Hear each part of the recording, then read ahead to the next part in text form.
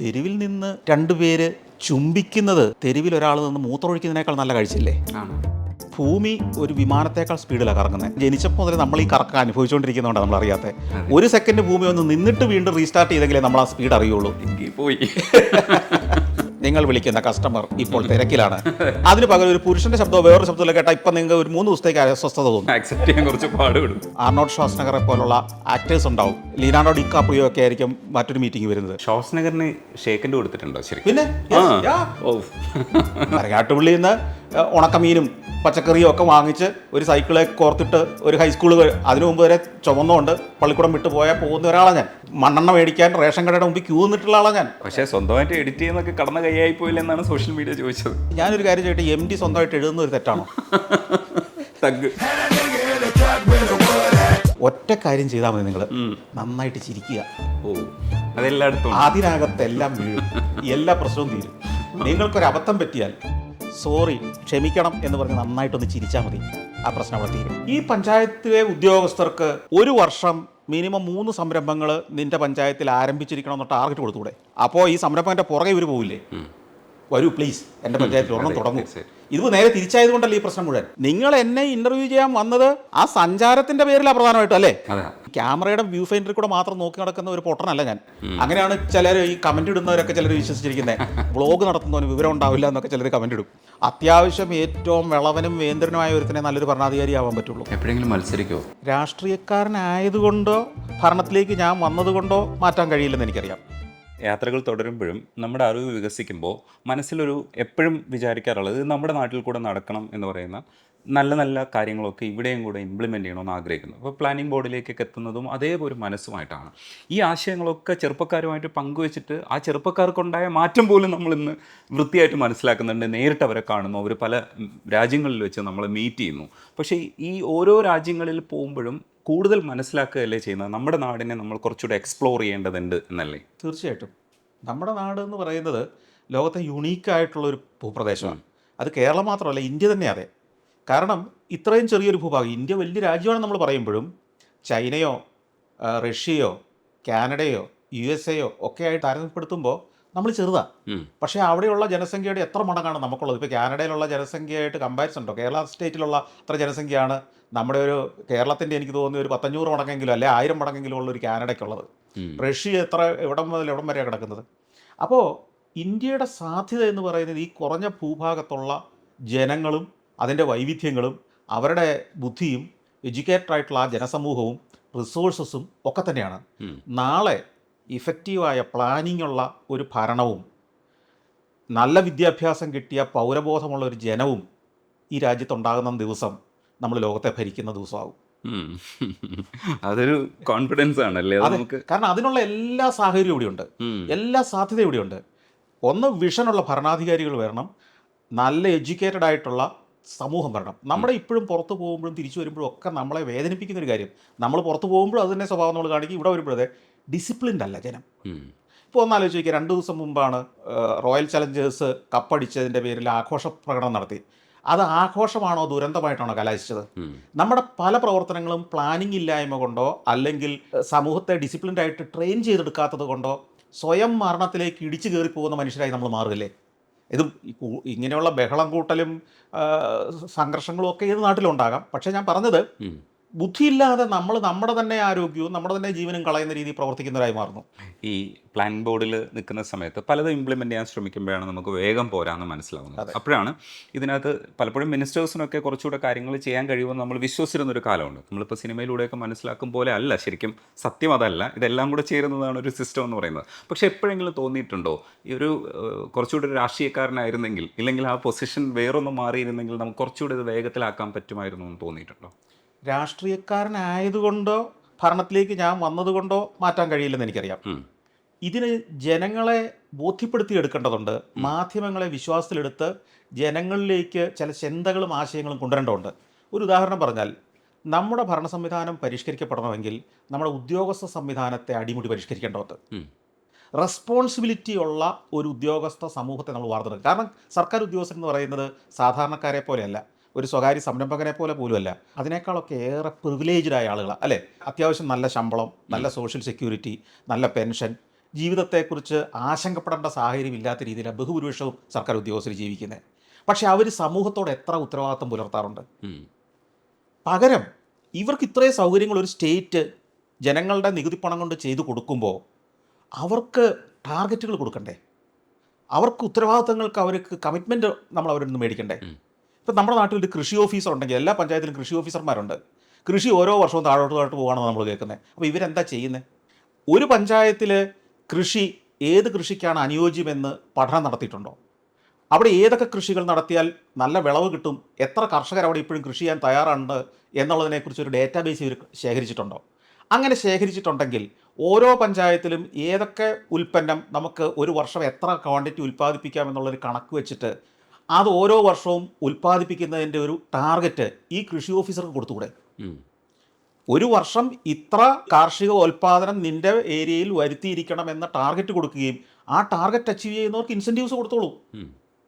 ഇതേപോലെ തന്നെ പഞ്ചായത്തുകളിൽ പഞ്ചായത്ത് സെക്രട്ടറിമാർ, പഞ്ചായത്ത് ഉദ്യോഗസ്ഥരുണ്ട്.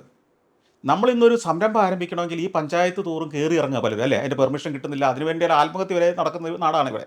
പെർമിഷൻ കിട്ടാതെ ഒരു സംരംഭം തുടങ്ങാൻ ബുദ്ധിമുട്ടുന്നു എന്ന് പറഞ്ഞ് ഈ പഞ്ചായത്തിലെ ഉദ്യോഗസ്ഥർക്ക് ഒരു വർഷം മിനിമം 3 സംരംഭങ്ങൾ നിൻ്റെ പഞ്ചായത്തിൽ ആരംഭിച്ചിരിക്കണമെന്ന് ടാർഗറ്റ് കൊടുത്തുകൂടെ? അപ്പോൾ ഈ സംരംഭത്തിൻ്റെ പുറകെ ഇവർ പോവില്ലേ? വരൂ പ്ലീസ്, എൻ്റെ പഞ്ചായത്തിൽ ഒരെണ്ണം തുടങ്ങൂ. ഇത് നേരെ തിരിച്ചായതുകൊണ്ടല്ലേ ഈ പ്രശ്നം മുഴുവൻ. അപ്പോൾ ഈ ഭരണ സംവിധാനത്തെ പൊളിച്ചു മാറ്റണം, പൊളിച്ചെഴുതണം, സിസ്റ്റം മാറ്റണം. ഇന്ന് നമ്മുടെ മുഖ്യമന്ത്രിക്കോ മന്ത്രിമാർക്കോ ആഗ്രഹമില്ലാത്തതുകൊണ്ടല്ല. ഞാൻ ഇവരുമൊക്കെ സംസാരിക്കുമ്പോൾ വലിയ സ്വപ്നങ്ങളും ആഗ്രഹങ്ങളും ആവേശങ്ങളും ഉണ്ട്. ആദ്യത്തെ വർഷത്തെ ആവേശം 3ാമത്തെ വർഷവും 4ാമത്തെ വർഷമായപ്പോൾ ഇല്ല. അവർ പറയുന്നത് ഇതൊന്നും നടക്കുകയില്ല എന്നുള്ള മട്ടിൽ, അല്ലെങ്കിൽ ഇതിനൊക്കെ കണ്ടമാനം ഡിലേ ഉണ്ടാക്കുന്നു. ഉദ്യോഗസ്ഥന്മാർ അതിൻ്റെ മേലെ അടയിരിക്കുകയാണ്. ഇത് എത്രയോ ഉദ്യോഗസ്ഥർ എത്ര തട്ടുകളായിട്ട് ഇത് പ്രോസസ്സ് ചെയ്തു വന്നാലാണ് ഒരു ഫയലിൻ്റെ കാര്യം ഇംപ്ലിമെൻറ്റേഷനിലേക്ക് എത്തുന്നത്. ചില മന്ത്രിമാർക്ക് അതിനെക്കുറിച്ച് വലിയ വിഷനില്ലായ്മയുടെ പ്രശ്നമുണ്ട്. പക്ഷേ വിഷനുള്ളവരും പ്രാപ്തിയുള്ളവരുമായ ധാരാളം മന്ത്രിമാരുണ്ട് നമുക്ക്. പക്ഷേ ഈ തടസ്സം ഉണ്ടാകുന്നത് പലതും ഈ ഉദ്യോഗസ്ഥ സംവിധാനം, ഉദ്യോഗസ്ഥരെല്ലാം മോശക്കാരായതുകൊണ്ടല്ല, അവരെ കൃത്യമായ രീതിയിൽ മാനേജ് ചെയ്യുന്ന ഒരു ഭരണ സംവിധാനം അല്ല ഉള്ളത്. കൂടാതെ ഏതെങ്കിലും കാര്യങ്ങളിൽ കർശനമായ ഒരു നിലപാടെടുക്കുന്ന ഒരു സാഹചര്യം വന്നാൽ അവരുടെ വലിയൊരു സംഘടനാ ബലം കൊണ്ട് അതിനെ അങ്ങ് തകർക്കുകയും ചെയ്യും. അവർക്ക് നാടിനോടുള്ളതിനേക്കാൾ പ്രതിബദ്ധത അവരോട് തന്നെയാണ്. മനസ്സിലായില്ലേ? അവരുടെ സംഘടനാ സംവിധാനങ്ങളെ ശക്തിപ്പെടുത്തി പ്രയോഗിച്ച് അവരുടെ സ്വാർത്ഥമായ ആഗ്രഹങ്ങൾ നേടിയെടുക്കുന്നതിനപ്പുറം നാടിനോട് ഒരു പ്രതിബദ്ധതയില്ലാത്തവരാണ് ഏതാണ്ട് ഒരു 70% ഉദ്യോഗസ്ഥരും. ഇതിനെയൊക്കെ പരിഷ്കരിക്കുന്ന ഒരു സംവിധാനം വന്നെങ്കിൽ മാത്രമേ, കാരണം ഭരണപക്ഷത്തിനും പ്രതിപക്ഷത്തിനും ഒക്കെ ഈ ഉദ്യോഗസ്ഥ സംഘടനകളെ ആവശ്യമാണ്. അവരുടെ വോട്ട് ബാങ്കുകളാണ് അതൊക്കെ. രാഷ്ട്രീയ പാർട്ടികൾ തന്നെയാണ് ഇവരെ വളർത്തിയിരിക്കുന്നത്. അപ്പോൾ അതുകൊണ്ട് തന്നെ ഇവർക്ക് പ്രഷർ അതിൻ്റെ മേലെ ഇടാനും ബുദ്ധിമുട്ടുണ്ട്. അപ്പോൾ ഇതെല്ലാം കൂടെ ചേർന്ന ഒരു വിഷ്യസ് സർക്കിളാണ് നമ്മുടെ പുരോഗതിയെ, നമ്മുടെ വളർച്ചയെ തടസ്സപ്പെടുത്തുന്നത്. അതുകൊണ്ട് തന്നെയാണ് ഗവൺമെൻറ്റിന് പലപ്പോഴും ഒരൊറ്റ സിംഗിൾ പ്രോജക്റ്റുകൾ, നമ്മളൊന്ന് ആലോചിച്ച് നോക്കിയേ, 5 വർഷം ഭരിക്കുന്ന ഗവൺമെൻറ്റുകൾ ആരുമാകട്ടെ, അവർ അല്ലെ 10 വർഷം ഭരിക്കുന്ന ഗവൺമെൻറ്റുകൾ, അവർക്കൊരു 10 വർഷത്തിനിടയ്ക്കത്തെ പറയാനുള്ളത് വിരലിലുണ്ടാവുന്ന വലിയ പ്രോജക്റ്റുകൾ മാത്രമേ ഉള്ളൂ. അല്ലാതെ ഓരോ പഞ്ചായത്തിലും ഉണ്ടായ വലിയ മാറ്റങ്ങളെ പലപ്പോഴും നമുക്ക് ആ മട്ടിൽ കൊണ്ടുവരാൻ പറ്റുന്നില്ല. 100 കണക്കിന് പ്രോജക്റ്റുകൾ ചർച്ച ചെയ്യപ്പെടുന്നുണ്ടെങ്കിലും ഇംപ്ലിമെൻറ്റേഷനിലേക്ക് ഫൈനലി എത്തുന്നത് 8-10 പ്രോജക്റ്റുകളാണ് പലപ്പോഴും. റോഡുകളും പാലങ്ങളും അല്ലെങ്കിൽ ഒരു വില്ലേജ് ഓഫീസിൻ്റെ നവീകരണം അങ്ങനെയൊക്കെയുള്ള കാര്യങ്ങൾ നടക്കുന്നുണ്ടെങ്കിലും ഫ്യൂച്ചറിസ്റ്റിക് ആയിട്ടുള്ള ബൃഹത് പദ്ധതികൾ എടുക്കുമ്പോൾ നമ്മൾ വിഷ്വലൈസ് ചെയ്യുന്ന ഗവൺമെൻറ് സ്വപ്നം കാണുന്ന പദ്ധതികളെല്ലാം പ്രായോഗിക തലത്തിൽ എത്തുന്നതിന് പലപ്പോഴും ഒത്തിരി തടസ്സങ്ങൾ ഉണ്ടാകുന്നുണ്ട്. എപ്പോഴെങ്കിലും മത്സരിക്കുമോ? സാധ്യതയില്ല. ഇല്ല. അല്ല, പക്ഷെ കുറച്ചുകൂടെ കാര്യങ്ങൾ ഇംപ്ലിമെൻറ്റ് ചെയ്യാൻ കഴിയില്ല. ഞാൻ പറഞ്ഞല്ലോ, ഞാൻ നേരത്തെ പറഞ്ഞ പോലെ എനിക്ക് പല കാര്യങ്ങളെക്കുറിച്ചും വീക്ഷണമുണ്ട്. അത് പൂർണ്ണതോതിൽ പ്രായോഗിക തലത്തിൽ ചിലപ്പം ഭരണ സംവിധാനത്തിൻ്റെ നൂലാമാലകളെല്ലാം പരിഹരിച്ച് മുമ്പോട്ട് പോകുന്നതിൽ ഞാൻ പെർഫെക്ഷനിലൊന്നും ആയിരിക്കില്ല ചിന്തിക്കുന്നത്. പക്ഷേ കൃത്യമായി എനിക്കൊരു വീക്ഷണമുണ്ട് എന്ത് നടക്കണമെന്ന്. കാരണം വികസിച്ച നാടുകളെ അവിടെ നടന്നത് എങ്ങനെ എന്നുള്ളത്, ഈ ജപ്പാനിൽ ഈ അടുത്ത കാലത്ത് പലതവണയായി ഞാൻ പോയിട്ടുണ്ട്. ജപ്പാനിലെ ഉദാഹരണം മാത്രമല്ല, റുവാണ്ട എന്ന് പറയുന്ന ഒരു ആഫ്രിക്കൻ നാട്ടിലെ ഉദാഹരണം വരെ എൻ്റെ കയ്യിലുണ്ട്. എങ്ങനെയാണ് അവിടെ അവരെ മാറ്റം വന്നത്. റുവാണ്ട എന്ന് പറഞ്ഞാൽ ഒരു ദരിദ്ര രാജ്യം എങ്ങനെ പുരോഗതി കൈവരിച്ചു. പക്ഷേ അവിടെയൊക്കെ ഉണ്ടായ സംവിധാനം എന്ന് പറയുന്നത് നമ്മൾ നോക്കിയാൽ പലയിടത്തും മനസ്സിലാവും. ഇപ്പോൾ സിംഗപ്പൂരാവട്ടെ, റുവാണ്ടയാവട്ടെ, വളർന്ന പല എക്കോണമി ആവട്ടെ, അവിടെയൊക്കെ കരുത്തനായ ഒരു ഭരണാധികാരി ഉണ്ടായിരുന്നു. അയാൾ ഒരു പരിധിവരെ ഒരു ഏകാധിപതിയെ പോലെയാണ് പ്രവർത്തിച്ചത്. നമ്മുടെ ഡെമോക്രാറ്റിക് സംവിധാനത്തിൽ എല്ലാവരെയും തൃപ്തിപ്പെടുത്തിക്കൊണ്ട് എല്ലാ മാധ്യമങ്ങളെയും സൂചിപ്പിച്ചുകൊണ്ട് 3.5 കോടി ജനത്തിൻ്റെയും കയ്യടി മേടിച്ചുകൊണ്ട് അത് ചെയ്യാനുള്ള കഴിവ് എനിക്കില്ല. മനസ്സിലായി. അതിനകത്തൊരു കാര്യം കൂടെ ഉള്ളത്, ഈ സംസാരിച്ച് തുടങ്ങുമ്പോൾ ഉണ്ടായിരുന്ന റെസ്പോൺസിബിലിറ്റി അല്ല ഇപ്പോൾ ഉള്ളത്. ഇപ്പോൾ എല്ലാത്തിനും ചോദ്യം ചോദിക്കും. ഇപ്പോൾ ഞങ്ങൾ വന്നിരുന്ന് ഇതെന്താ പരിഹാരം എന്നൊക്കെ നമ്മൾ ചോദിക്കുക. നമ്മൾ പഠിക്കാതെ നമ്മൾ ഒരാളെ കണ്ടുപിടിച്ചിട്ട് അയാളോട് ചോദിക്കുക. അപ്പോൾ പലപ്പോഴും ആ ചോദ്യം വന്ന് റെസ്പോൺസിബിലിറ്റി ആയിട്ട് മാറുന്നുണ്ട്. അപ്പോൾ പണ്ട് വീഡിയോ എടുത്ത് നടന്നിരുന്ന ഒരാൾ ആ കഥകളൊക്കെ പറഞ്ഞു കൊടുത്ത ഒരാളല്ല, ഇന്ന് റെസ്പോൺസിബിൾ ആയിട്ടുള്ള ഒരു പൊസിഷനിലിരിക്കുന്നത് പോലെ വർത്തമാനം പറയേണ്ട ഒരാളാണ്. ഇത് ഭയങ്കരമായിട്ട് ഒരു നമ്മളെ കുറച്ചുകൂടെ ഒരു റെസ്പോൺസിബിലിറ്റി കൂട്ടിയത് മാത്രമല്ല, നമ്മുടെ അറിവ് കുറച്ചുകൂടെ കൂട്ടണമെന്ന് ഒരു ബോധ്യം ഉള്ളിൽ ഉണ്ടാക്കിയിട്ടില്ലേ? ഇല്ല, ഒരു മാറ്റം വന്നിട്ടില്ല. കാരണം ഞാൻ അന്നും ഇങ്ങനെയൊക്കെ തന്നെയാണ് ചെയ്തിട്ടുള്ളത്. അന്ന് എനിക്കത് പുറത്തോട്ട് പറയാൻ എൻ്റെ ചാനൽ മാത്രമേ മാധ്യമം ഉണ്ടായിരുന്നുള്ളൂ. ഇന്നത് കൂടുതൽ ആളുകളിലേക്ക് മറ്റു മാധ്യമങ്ങളിലൂടെ നിങ്ങളെപ്പോലുള്ള ആളുകൾ വന്ന് ചോദിക്കുമ്പോൾ പറയാൻ പറ്റുന്നു എന്നുള്ളതാണ് സാധ്യത. അന്നും ഇതൊക്കെ എൻ്റെ ഉള്ളിൽ തന്നെയുണ്ട്. ഇതൊക്കെ അന്ന് ഇത്ര റിഫൈൻഡ് ആയിട്ടുണ്ടാവില്ല. കാരണം നമുക്ക് തന്ന അനുഭവങ്ങളുണ്ടല്ലോ, ദീർഘകാലത്തെ സഞ്ചാരവും ജീവിതാനുഭവവും വായനയും ആളുകളുമായിട്ടുള്ള ഇൻട്രാക്ഷനും. എത്രയോ ഇത് വായനയോ കാഴ്ച കാണലോ അല്ല ഇതിലെ പ്രധാനം, ഇൻട്രാക്ഷൻസാണ്. അതെ. ഇപ്പം നമ്മൾ കേരളത്തിലെ ഏറ്റവും വലിയ സമ്പന്നനോട് നമ്മൾ സംസാരിക്കാറുണ്ട്, ഏറ്റവും ദരിദ്രനായിപ്പോൾ ഈ കഴിഞ്ഞ ദിവസം എന്നെ കാണാൻ വന്നത് വിവാഹം ഉറപ്പിച്ച് വെച്ചിട്ട് അത് നടക്കില്ല എന്ന് ബോധ്യം വന്നപ്പം സഹോദരൻ ആത്മഹത്യ ചെയ്ത ഒരു പെങ്കൊച്ചിൻ്റെ കല്യാണം നടത്തുന്ന ആശങ്കയായിട്ട് വന്ന ഒരാളെ ഞാൻ കഴിഞ്ഞ ദിവസം 2 ദിവസം മുമ്പ് അവരുടെ പ്രശ്നമാണ് എനിക്ക് സോൾവ് ചെയ്യേണ്ടി വന്നത്. ഞാൻ പറഞ്ഞത് അങ്ങനെയുള്ള ആളുകളെ ഞാൻ ദിവസവും കാണാറുണ്ട്. ഈ പറഞ്ഞ കേരളത്തിലെ ഏറ്റവും വലിയ വ്യവസായിയും ആയിട്ട് ഞാൻ ഇൻട്രാക്ട് ചെയ്യാറുണ്ട്. അവരോടൊപ്പം അവരുടെ വിമാനത്തിൽ ഞാൻ സഞ്ചരിക്കാറുണ്ട്. അവരെങ്ങനെയാണ് കാര്യങ്ങൾ നടത്തുന്നതെന്ന് അടുത്ത് കാണാറുണ്ട്. അവരുമായിട്ട് ദീർഘമായ സംഭാഷണങ്ങൾ മുഴുകാറുണ്ട്. അപ്പോൾ ഈ എല്ലാ റേഞ്ചിലും ഇതേ കാര്യം മറ്റ് രാജ്യങ്ങളിൽ ഞാൻ ചെയ്യാറുണ്ട്. അവിടുത്തെ സംരംഭകരുമായിട്ട് സംസാരിക്കാറുണ്ട്. ഈ റുവാണ്ടയിലെ സംരംഭകരുമായിട്ട് സംസാരിക്കുമ്പോഴാണ് അവിടെ എങ്ങനെയാണ് സംരംഭം വളരുന്നതെന്ന് പഠിക്കുന്നത്. അല്ലാതെ ഈ ക്യാമറയുടെ വ്യൂ ഫൈൻഡറിൽ കൂടെ മാത്രം നോക്കി നടക്കുന്ന ഒരു പൊട്ടനല്ല ഞാൻ. അങ്ങനെയാണ് ചിലർ ഈ കമൻറ്റ് ഇടുന്നവരൊക്കെ ചിലർ വിശ്വസിച്ചിരിക്കുന്നത്. ഈ എന്താണ് വ്ളോഗ് നടത്തുന്നവന് വിവരം ഉണ്ടാവില്ല എന്നൊക്കെ ചിലർ കമൻറ്റ് ഇടും. ഈ വ്ളോഗ് നടത്തുകയല്ല, സഞ്ചാരത്തിൻ്റെ സ്ക്രിപ്റ്റ് നിങ്ങൾക്ക് കേട്ടാൽ മനസ്സിലാവും അത് റിസർച്ച്ഡാണ്. യാത്രയ്ക്ക് മുമ്പുള്ളൊരു റിസർച്ച് ഉണ്ട്, അവിടെ ചെന്ന ആളുകളുമായിട്ടുള്ള ഇൻട്രാക്ഷൻ ഉണ്ട്. അതുകൊണ്ട് ഞാൻ ഷൂട്ട് ചെയ്ത് കാണിക്കുന്നില്ലെന്നേ ഉള്ളൂ. വ്ളോഗേഴ്സ് ചെയ്യുന്ന അവർ ഭക്ഷണം കഴിക്കുന്നതും ആരോടൊക്കെ വർത്താനം പറഞ്ഞാൽ അതെല്ലാം കാണിക്കും. എനിക്കതില്ല. ഞാൻ വർത്താനം പറയുന്നത്, ഞാൻ ഡേറ്റ ശേഖരിക്കുന്നതൊന്നും ഞാൻ ഷൂട്ട് ചെയ്യാറില്ല. എനിക്ക് ഡോക്യുമെൻ്ററി സ്വഭാവത്തിൽ സഞ്ചാരം കാണിക്കുന്നതുകൊണ്ട് അതിലേക്ക് ഞാൻ പോകുന്നില്ലെന്നോ. അതിനർത്ഥം ഞാൻ ഹോംവർക്ക് ചെയ്യുന്നില്ലെന്നോ പഠിക്കുന്നില്ലെന്നോ അല്ല. നമ്മൾ കാണുന്നത് മാത്രമല്ല സംഭവിക്കുന്നത്. സിനിമ കണ്ടിട്ട് അതെല്ലാം സത്യമാണെന്നും ഹീറോയായിട്ട് അഭിനയിക്കുന്നയാൾ യഥാർത്ഥ ഹീറോ ആണെന്നും തെറ്റിദ്ധരിക്കുന്ന സമൂഹത്തിൽ ഇതൊന്നും പറഞ്ഞാൽ വില പോവില്ലെന്ന് നമുക്കറിയാം. മനസ്സിലായില്ലേ? നിങ്ങൾ വിഷ്വൽ സഞ്ചാരത്തിൽ കാണുന്നത് മാത്രമല്ല സംഭവിക്കുന്നത്. അത് 20 മിനിറ്റേ ഉള്ളൂ. ബാക്കി 24 മണിക്കൂറും ഞാൻ അവിടെ ഉണ്ട്. അപ്പോൾ എന്താ ഞാൻ അവിടെ ചെയ്യുന്നത്? കളർഷാപ്പിലിരിക്കുകയല്ല, വ്യഭിചാരശാലയിൽ പോവുകയല്ല ചെയ്യുന്നത്. ഈ സഞ്ചാരം ഒരുത്തനും ചലഞ്ച് ചെയ്യാൻ പറ്റാത്ത കണ്ടന്റാക്കി മാറ്റാൻ പറ്റുന്ന റിസർച്ചാണ് ഞാൻ ചെയ്യുന്നത്. എനിക്ക് നാളെ നാടിനും എനിക്കും വേണ്ട ആശയങ്ങൾ രൂപീകരിക്കുകയാണ് ഞാൻ ചെയ്യുന്നത്. അത് നിങ്ങൾ എൻ്റെ കൂടെ വന്നെങ്കിലേ പഠിക്കുകയുള്ളൂ. ഇപ്പോൾ ഈ ഞാൻ ടൂർ കമ്പനി നടത്തുന്നുണ്ട്. എൻ്റെ കൂടെ ടൂറിൽ വരുന്ന ആളുകൾ യാത്ര ചെയ്ത് തിരിച്ചു വന്നു കഴിഞ്ഞ് അതേ എപ്പിസോഡ് ആ നാട്ടിലൂടെയുള്ള സഞ്ചാരം ഞാൻ ടെലികാസ്റ്റ് ചെയ്യുമ്പോഴാണ് ഇവർ അന്തം വിട്ട് എൻ്റെ കൂടെ വന്നവർ ചോദിക്കുന്നത്, ഇതൊക്കെ സാറപ്പോൾ കണ്ടു, ഇതൊക്കെ നമ്മൾ ഒന്നിച്ചല്ലേ പോയേ, നിങ്ങളെങ്ങനെ ഈ വിവരങ്ങളൊക്കെ കിട്ടി, ഞങ്ങൾക്ക് ഈ വിവരങ്ങൾ കിട്ടാതെ പോയതെങ്ങനെ? ഇതാണ് ആ വ്യത്യാസം. തീർച്ചയായിട്ടും ആ വ്യത്യാസമുണ്ട്. അതേപോലെ തന്നെ ഈ ചെറുപ്പത്തിൽ യാത്ര പോകുമ്പോൾ, ആദ്യത്തെ യാത്രയിൽ 3 വയസ്സോ മറ്റ് യാത്ര പോകുമ്പോൾ ഛർദ്ദിച്ച ഒരാൾ ഈ 50 പ്രാവശ്യം ഭൂമി ചുറ്റി വരുന്നു എന്ന് പറയുന്ന ഒരു സ്റ്റേജിലെത്തുമ്പോൾ, ഈ പല രാജ്യങ്ങളിലിരുന്ന് ചായ കുടിക്കുമ്പോൾ സ്വയം ആലോചിച്ചിട്ടുണ്ടോ, പല രാജ്യങ്ങളിലിരുന്നാണ് ഞാൻ ചായ കുടിക്കുന്നത്, അതും ചിലപ്പോൾ പല സ്റ്റേറ്റുകളിൽ, ഇപ്പോൾ അമേരിക്കയിലാണെങ്കിൽ തന്നെ പല സ്റ്റേറ്റുകളിലായിരിക്കും ചിലപ്പോൾ ഒരു ദിവസം ഉണ്ടാവുക. അപ്പോൾ അവിടെയൊക്കെ ഇരുന്ന് ചായ കുടിക്കുമ്പോൾ മനസ്സിൽ എന്താ ആലോചിക്കുക? അത് എപ്പിസോഡ് ചെയ്യേണ്ടതിൻ്റെ ടെൻഷൻസ് ഒക്കെ ഉണ്ട്, അത് അതിനപ്പുറത്തേക്ക് സ്വയം എന്താണ് ആലോചിക്കുക? ഇത് എൻ്റെ വളർച്ച എന്ന് പറയുന്നത് ഒരു വളരെ ഗ്രാജുവലായിട്ടായിരുന്നു. ഭൂമി ഒരു വിമാനത്തേക്കാൾ സ്പീഡിലാണ് കറങ്ങുന്നത്. നമ്മളിപ്പോൾ അറിയുന്നില്ല. കാരണം ജനിച്ചപ്പോൾ മുതൽ നമ്മൾ ഈ കറക്കം അനുഭവിച്ചുകൊണ്ടിരിക്കുന്നതുകൊണ്ടാണ് നമ്മൾ അറിയാത്തത്. ഒരു സെക്കൻഡ് ഭൂമി ഒന്ന് നിന്നിട്ട് വീണ്ടും റീസ്റ്റാർട്ട് ചെയ്തെങ്കിലേ നമ്മൾ ആ സ്പീഡ് അറിയുള്ളൂ. പോയി മനസ്സിലായില്ലേ? എന്ന് പറഞ്ഞ പോലെ എൻ്റെ ജീവിതം, ഞാൻ വളരെ ചെറുപ്പത്തിലെ ഗ്രാജുവലായിട്ട് ഈ കറക്കം തുടങ്ങിയതാണ്. അതുകൊണ്ട് ഇപ്പോൾ എനിക്ക് ആ കറക്കത്തിൻ്റെ ഒന്നും പ്രത്യേകിച്ചൊന്നും ഫീൽ ചെയ്യില്ല. അതൊരു സ്വാഭാവിക സംവിധാനമായിട്ടും എൻ്റെ ജീവിതത്തിൻ്റെ ഒരു ചര്യയായിട്ടും എനിക്കങ്ങ് തോന്നുള്ളൂ. ഈ കോവിഡിൻ്റെ സമയത്ത് ഒരു 1.5 വർഷത്തോളം യാത്ര ചെയ്യാൻ പറ്റാതെ വീട്ടിലിരുന്നൊരു സമയത്ത് എനിക്ക് ആ യാത്രയുടെ ഇല്ലായ്മ കുറച്ച് ഫീൽ ചെയ്തു. പക്ഷേ ആ സമയം എനിക്ക് പ്രയോജനപ്പെട്ടു. കാരണം ഒത്തിരി കാര്യങ്ങൾ ഇവിടെ ചെയ്യാമായിരുന്ന, അപ്പോഴാണ് ഞാൻ ടൂർ കമ്പനി തുടങ്ങുന്നത് മുതൽ പുതിയ ആശയങ്ങൾ, പുതിയ കാര്യങ്ങൾ പലതിനെക്കുറിച്ചും ചിന്തിച്ചു തുടങ്ങിയതും, അല്ലെങ്കിൽ അതിനുള്ള ഫൗണ്ടേഷൻ ഇട്ടത്, അതിനുള്ള സംരംഭങ്ങൾ ആരംഭിച്ചതൊക്കെ. അപ്പം തീർച്ചയായിട്ടും ചില സ്ഥലങ്ങളിൽ നമ്മൾ ചെല്ലുമ്പോൾ, ഉദാഹരണം പറഞ്ഞാൽ ചില വ്യത്യസ്തമായ ആളുകൾക്കൊപ്പം നമ്മൾ സമയം സ്പെൻഡ് ചെയ്യും. സ്പേസ് ടൂറിസത്തിൻ്റെ ഭാഗമായിട്ട് വെർജിൻ ഗാലക്റ്റിക്കുമായിട്ട് അടുത്തിടപെടേണ്ടി വരുന്നുണ്ട്. അപ്പോൾ എല്ലാ ആഴ്ചയിലും അവരുടെ ഫീഡ്ബാക്കുകളും കോളുകൾ, കോൺഫറൻസുകളുണ്ട്, ഓൺലൈൻ മീറ്റിങ്ങുകളുണ്ട്, പ്രസൻറ്റേഷൻസ് ഉണ്ട്. പിന്നെ വർഷത്തിൽ 1-2 തവണ ഞങ്ങൾ ഗ്യാദർ ചെയ്യും എല്ലാവരും. ഈ ഫ്യൂച്ചർ ആസ്ട്രോണറ്റ്സ് എല്ലാം കൂടെ ഒത്തുചേരും. റിച്ചാർഡ് ബ്രാൻസൺ എന്ന് പറയുന്ന ഈ കമ്പനിയുടെ ചെയർമാൻ ഉണ്ടാവും. അപ്പോൾ ഈ ഗ്യാതറിങ്ങിൽ റിച്ചാർഡ് ബ്രാൻസൺ എപ്പോഴും അദ്ദേഹത്തിൻ്റെ ഫ്രണ്ട്സിനെ കൊണ്ടുവരും. അദ്ദേഹത്തിൻ്റെ ഫ്രണ്ട്സ് എന്ന് പറഞ്ഞാൽ ആരാ? ചില്ലറക്കാരല്ല, വേറെ ലെവലേ. മനസ്സിലായില്ലേ? ഇപ്പം ന്യൂ മെക്സിക്കോ സ്റ്റേറ്റ് വെച്ച മീറ്റിംഗ് ന്യൂ മെക്സിക്കോയുടെ ഗവർണർ ഉണ്ടാവും. അതുപോലെ തന്നെ ആർണോൾഡ് ഷ്വാസ്നഗറെ പോലുള്ള ആക്ടേഴ്സ് ഉണ്ടാവും, മനസ്സിലായില്ലേ? ലീനാർഡോ ഡിക്കാപ്രിയോ ഒക്കെ ആയിരിക്കും മറ്റൊരു മീറ്റിംഗ് വരുന്നത്. അപ്പം നമ്മൾ 10-50 പേരേ ഉള്ളൂ ഈ പറഞ്ഞ ഗ്രൂപ്പിൽ, പ്ലസ് ഇദ്ദേഹത്തിൻ്റെ ഈ ഗസ്റ്റുകൾ. അപ്പോൾ 50-60 പേരുള്ള ആളുകൾ തണുപ്പ് കാലത്ത് അമേരിക്കയിലെ കാലിഫോർണിയയിലെ മൊഹാവി ഡെസേർട്ടിൻ്റെ വിജനതയിൽ ടെമ്പററി ആക്കി ഉണ്ടാക്കിയ ഒരു വലിയ ടെൻറ്റ്, അത് ചൂടാക്കി നിർത്തിയിരിക്കുന്ന. അപ്പം അത് ഒരു ഗംഭീര റോയൽ ഫെസിലിറ്റിയാണത്. പക്ഷേ അവിടെ നമ്മളും ഈ പറഞ്ഞ മഹാരഥന്മാരും ഒക്കെ ഒരു മേശയിൽ നിന്ന് ഭക്ഷണം കഴിച്ചുകൊണ്ട് വട്ടത്തിൽ നിന്ന് കഥ പറഞ്ഞുകൊണ്ടിരിക്കുന്ന സമയത്ത് ഞാൻ ചിന്തിക്കും, എടാ ഞാനിപ്പോൾ ഇരിക്കുന്ന ഇവരുടെ അടുക്കാണ്, പക്ഷേ 4 ദിവസം കഴിഞ്ഞ് ഞാൻ പോയിരിക്കേണ്ടത് എൻ്റെ മരങ്ങാട്ടുള്ളിയിലെ മരങ്ങാട്ടുള്ളി പറഞ്ഞ കുഗ്രാമത്തിലാണ്. അവിടെ അല്ലെങ്കിൽ അവിടെ നിന്നാണ് ഞാൻ ഈ യാത്ര തുടങ്ങിയത് എന്ന് ചില സമയത്ത് നമ്മൾ ചിന്തിക്കുമ്പോൾ നമുക്കൊരു ഒരു ഒരു ആവേശമൊക്കെ തോന്നും, ഒരു എക്സൈറ്റ്മെൻറ്റ് തോന്നും, നമുക്ക് നമ്മളെക്കുറിച്ച് തന്നെ അഭിമാനവും തോന്നും. മലയാളിയാണെന്ന് ആലോചിക്കും. തീർച്ചയായിട്ടും അവിടെയാണല്ലോ ഇതിൻ്റെ പ്രസക്തി. ഇപ്പം ഞാനൊരു അമേരിക്കക്കാരനാണ്, ഇതിനകത്ത് ഒരു ഒരു വ്യത്യാസവും ഇല്ല.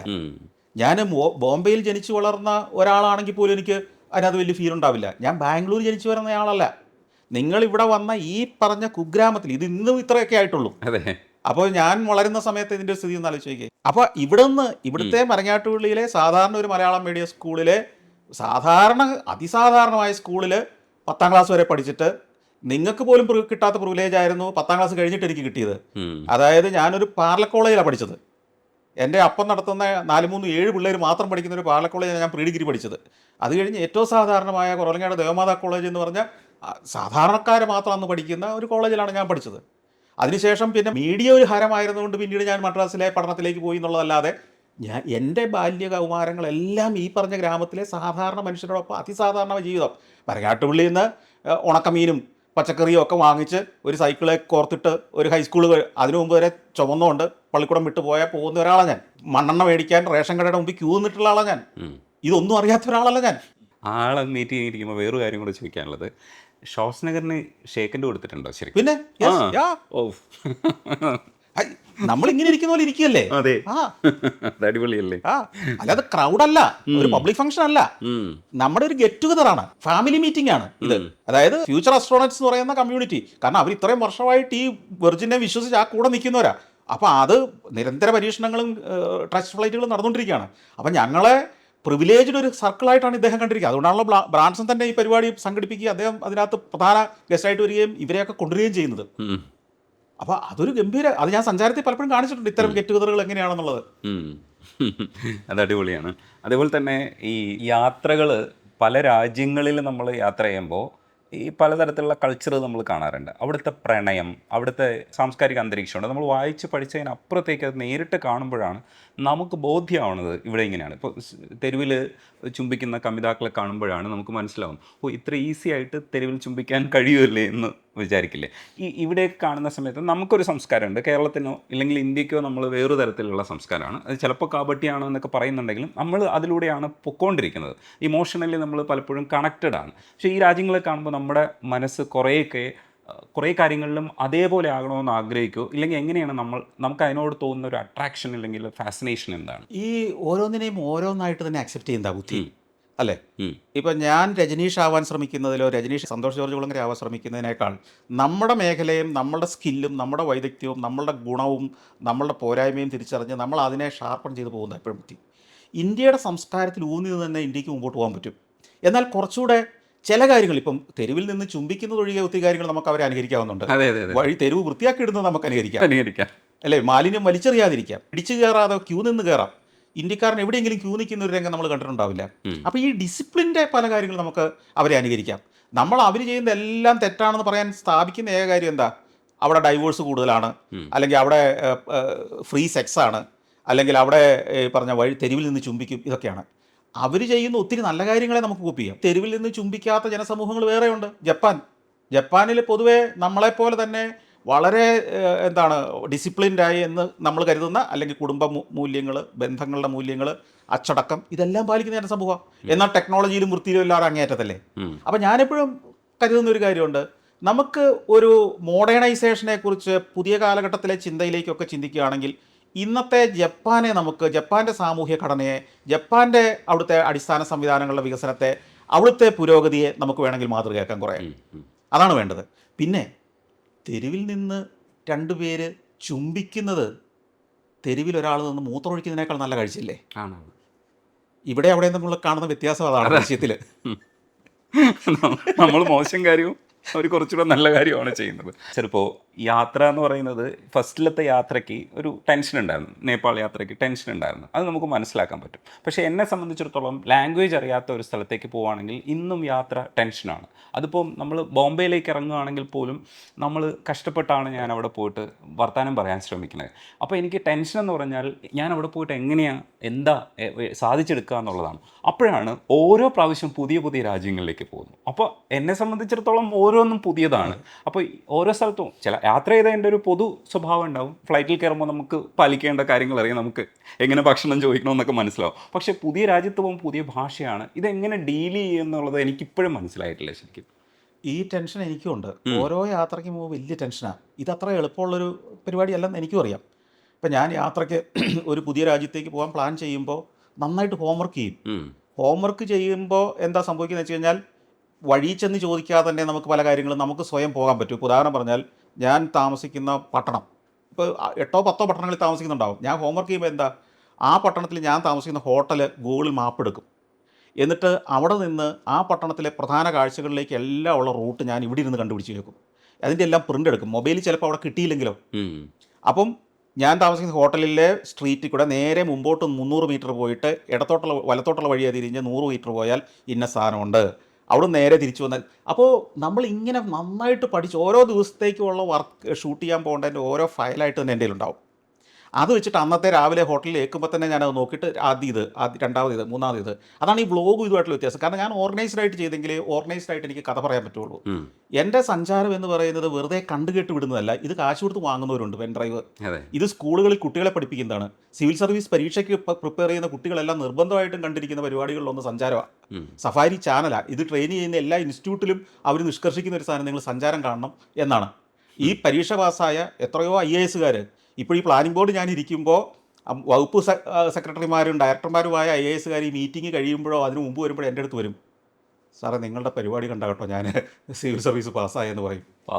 അങ്ങനെ പറയണമെങ്കിൽ അതിന് പറ്റിയൊരു കണ്ടന്റ് ആയിരിക്കണം നമ്മൾ വെക്കേണ്ടത്. അവിടെ ഈ കെട്ടിടം മറ്റേതാണെന്ന് തോന്നുന്നു എന്ന് പറഞ്ഞിട്ട് എനിക്ക് വരാൻ പറ്റില്ല. അപ്പോൾ അതിനുള്ളൊരു പ്രിപ്പറേഷൻ നടത്തുമ്പോൾ നമുക്ക് വർത്തമാനം പറയുന്നത് കുറയ്ക്കാൻ പറ്റും. ഏകദേശം കാര്യം നമുക്കുണ്ടാവും.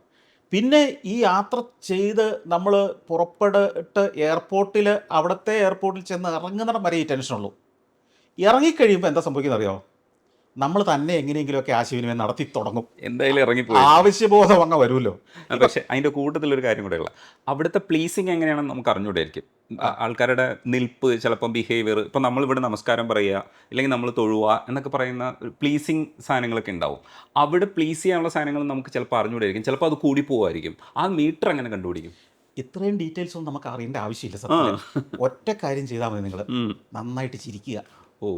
അതെല്ലായിടത്തും അതിനകത്തെല്ലാം വീഴും, എല്ലാ പ്രശ്നവും തീരും. നിങ്ങൾക്കൊരു അബദ്ധം പറ്റിയാൽ സോറി, ക്ഷമിക്കണം എന്ന് പറഞ്ഞ് നന്നായിട്ടൊന്ന് ചിരിച്ചാൽ മതി, ആ പ്രശ്നം അവിടെ തീരും. കാരണം അവർക്ക് മനസ്സിലാവും ഒരു അന്യനാട്ടുകാരനാണെന്ന്. ഞാനൊരു കാര്യം ചോദിക്കട്ടെ, ഒരു സായിപ്പ് നമ്മുടെ ഗ്രാമത്തിൽ വന്നിട്ട് അവൻ എന്തെങ്കിലും ഒരു മണ്ടത്തരം കാണിച്ചാൽ നമ്മളത് തന്നെ കുറ്റമായിട്ട് എടുക്കുവോ അതോ നമ്മൾ ഒരു തമാശയായിട്ട് എടുക്കുവോ? തമാശയായിട്ട് എടുക്കുക, അവനെ അപ്പോഴേ സഹായിച്ചു കൊടുക്കും. ഇതേ പരിഗണന നമുക്ക് കിട്ടുമെന്ന് കൂട്ടിക്കണം. ബഹുഭൂരിഷ സ്ഥലത്തും നമ്മളവിടെ ഒന്ന് മുഷ്ക് കാണിക്കാൻ പോരുത്, ഇവനോട് തട്ടിക്കയറാൻ പോകരുത്, ഇവനെ മര്യാദ പഠിപ്പിക്കാൻ പോരുത്, നമ്മുടെ തനി സ്വഭാവം എടുക്കരുത്. അവിടെ ചെന്നിട്ട് നമുക്ക് അബദ്ധം പറ്റിപ്പോയി സോറി എന്ന് പറഞ്ഞിട്ട് ഒന്ന് ചിരിച്ചവിടുന്ന് നിന്നാൽ അവർ നമ്മളെ ഇറ്റ്സ് ഓക്കെ എന്ന് പറഞ്ഞ് ചിലർ മുമ്പോട്ട് വന്ന് നമ്മളെ സഹായിക്കുകയും ചെയ്യും. ലോകത്തെ മനുഷ്യരിൽ 90% പേരും നല്ല മനുഷ്യരാണ്, നമ്മളെ സഹായിക്കാൻ നിൽക്കുന്നവരാണ്. ഒരു 5% അല്ലെങ്കിൽ 2-3% ഉള്ളൂ ക്രിമിനൽസ് നമ്മളെ ഉപദ്രവിക്കാൻ നിൽക്കുന്നവരെ. ബാക്കി ഒരു 7-8% പേരാണ് വെറും കാഴ്ചക്കാരായി നിൽക്കുകയോ നമ്മളോട് വലിയ മതിപ്പില്ലാതെ നിൽക്കുന്നോ നമ്മളെ ഇഷ്ടമല്ലാത്ത ഓരോ ആളുകൾ. ബാക്കി 90% പേരും പോസിറ്റീവ് ആളുകളായിട്ടാണ് എനിക്കിതുവരെ മനസ്സിലായിട്ടുള്ളത്. പക്ഷേ ഡിസ്ക്രിമിനേഷൻസ് നമ്മുടെ നാട്ടുകാരൊക്കെ വിദേശത്ത് അനുഭവിക്കുന്നുണ്ട്, ഇവിടുന്ന് പോകുന്നവരൊക്കെ. അത് ഞാനീ പറഞ്ഞൊരു സഞ്ചാരിയോടാ അവിടെ താമസിക്കാൻ ചെല്ലുമ്പോൾ കഥ മാറുന്നത് എന്താണ്? എൻ്റെ അവകാശങ്ങൾ അടിച്ചെടുക്കാൻ വന്ന മറ്റൊരുത്തെന്നുള്ള മട്ടിലാണ് അവിടെ കാണുന്നത്. ഒരു എനിക്ക് കിട്ടാൻ ഒരേ ഓഫീസിൽ ജോലി ചെയ്യേണ്ടി വരുമ്പോഴാണ്. അത് അങ്ങനെയൊക്കെയുള്ള വേറെ ഒത്തിരി കാര്യങ്ങളുണ്ട്. വെറും ഒരു സഞ്ചാരിയായിട്ട് ചെല്ലും. ഈ ഡിസ്ക്രിമിനേഷൻ സ്വന്തം നാട്ടിലില്ലേ? ഉണ്ട്. പിന്നെ നമ്മളിപ്പോൾ അവിടെ പോയി അവിടെ കുറ്റം പറയേണ്ട കാര്യമുണ്ടോ? ഇല്ല, ഇല്ല. കേരളത്തിലില്ലേ ഡിസ്ക്രിമിനേഷൻ? ഉണ്ട്.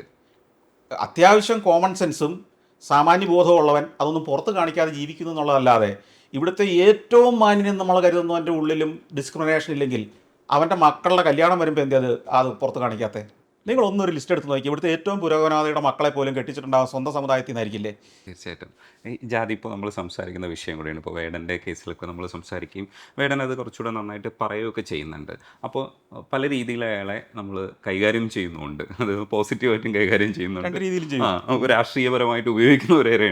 അപ്പോൾ ആ സ്പേസിൽ നിന്നിട്ട് ഈ ഡിസ്ക്രിമിനേഷൻസ്, അത് പ്രത്യേകിച്ചും ജാതി എന്ന് പറയുന്നത് നമ്മൾ സംസാരിക്കുമ്പോൾ മാട്രിമോണിയൽ സൈറ്റ് എടുത്ത് നോക്കിയാൽ മതി എന്നാണ് പൊതുവിൽ പറയുന്നത്. സാറിൻ്റെ ഒരു അഭിപ്രായത്തിൽ എക്സ്പ്ലിസിറ്റ് ആണ് ഈ കാര്യങ്ങളൊക്കെ, ഇല്ലെങ്കിൽ ഇത് പൊഴിഞ്ഞു പോവുമോ? പിന്നെ ഈ ജാതി പറഞ്ഞ് അഡ്രസ്സ് ചെയ്യുന്ന ഒരു സംവിധാനത്തെ എങ്ങനെയാണ് നമ്മൾ കാണേണ്ടത് എന്നുള്ളതും. അല്ല, ഇത് നിലനിൽക്കും കുറേ കാലം കൂടെ.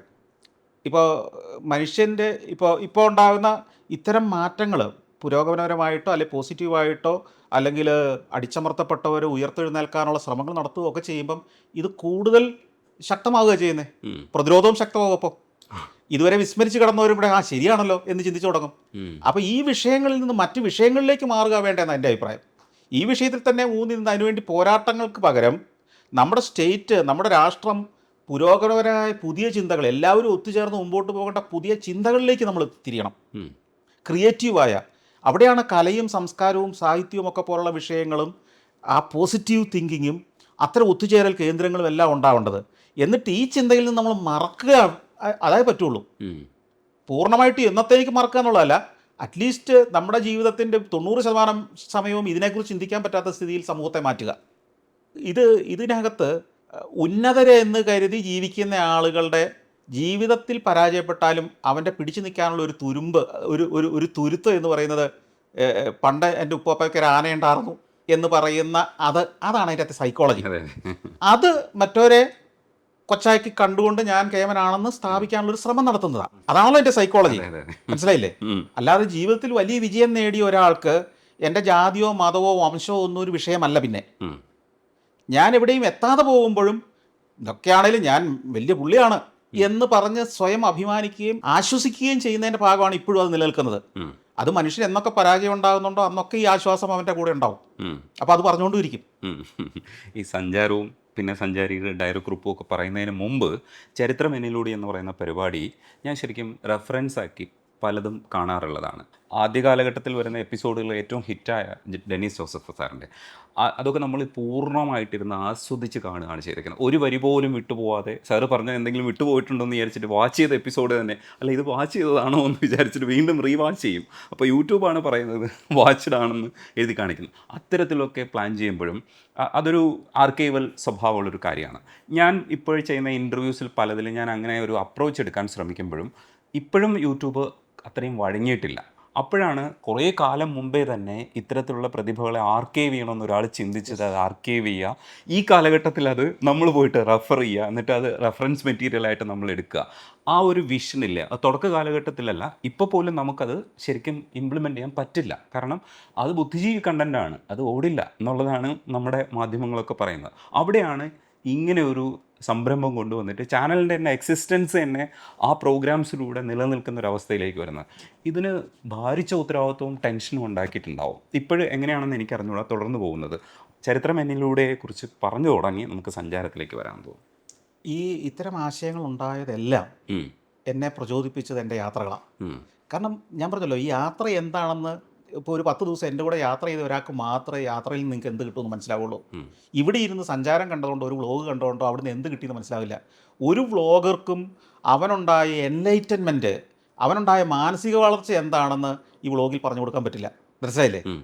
നിങ്ങൾ യാത്ര ചെയ്യുമ്പോൾ, യാത്ര ചെയ്യുന്നത് കള്ളു കുടിക്കാൻ പോകുന്ന യാത്രയുണ്ട്, മറ്റു കാര്യങ്ങൾ പോകുന്ന യാത്രയുണ്ട്. അതല്ല ഞാൻ ഈ പറയുന്നത്. പഠിക്കാനും അറിയാനും അനുഭവിക്കാനുമാണ് നിങ്ങൾ പോകുന്നതെങ്കിൽ ഇത് നിങ്ങളിൽ മാറ്റം ഉണ്ടാക്കും.